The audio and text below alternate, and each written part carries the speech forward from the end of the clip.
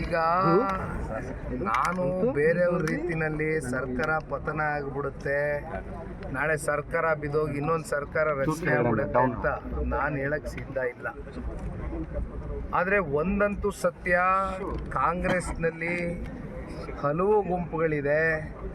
ಒಂದಷ್ಟು ಗುಂಪುಗಳು ಸೈಲೆಂಟಾಗಿ ಕೆಲಸ ಮಾಡ್ತಾ ಇದ್ದೆ, ಒಂದಷ್ಟು ಗುಂಪುಗಳು ನೇರವಾಗಿ ಗುಂಪುಗಾರಿಕೆ ಮಾಡ್ತಾ ಇದೆ. ಬಹುಶಃ ಮುಖ್ಯಮಂತ್ರಿಗಳ ಮಗನೂ ಇತ್ತೀಚೆಗೆ ಒಂದು ಸ್ಟೇಟ್ಮೆಂಟ್ ಕೊಟ್ಟರು. ಮುಖ್ಯಮಂತ್ರಿಗಳು ನಿನ್ನೆ ದಿನ ಒಂದು ಸ್ಟೇಟ್ಮೆಂಟ್ ಕೊಟ್ಟಂಗಿದ್ದಾರೆ, 5 ವರ್ಷ ಸಂಪೂರ್ಣ ನಾನೇ ಮುಖ್ಯಮಂತ್ರಿ ಆಗಿರ್ತೀನಿ. ರಾಷ್ಟ್ರೀಯ ಅಧ್ಯಕ್ಷರು ಭಾರತೀಯ ಪಕ್ಷದ ರಾಷ್ಟ್ರೀಯ ಅಧ್ಯಕ್ಷ ಇರ್ತಾರೆ, ಪ್ರಧಾನಮಂತ್ರಿಗಳಿರ್ತಾರೆ. ಬೀದರ್ ಜಿಲ್ಲೆಯಲ್ಲಿ ಜೆಡಿಎಸ್